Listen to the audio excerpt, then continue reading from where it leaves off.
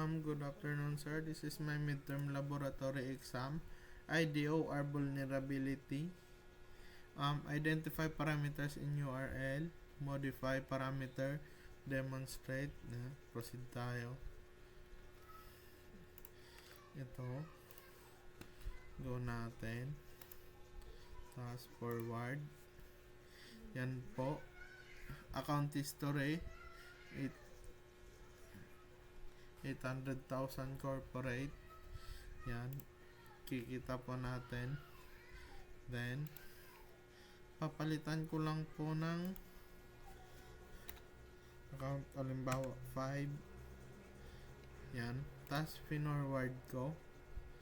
Then, yung lalabas na account history is 800,005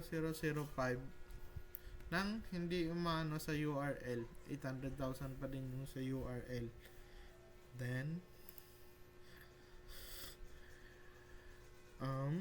risk of insecure direct object reference. Insecure direct object reference or IDOR happens when a web application exposes a way to access internal resources like database records or files by using user-supplied input like ID or in the URL without proper access control. This becomes dangerous when the application does not check whenever the user is allowed to access the resource.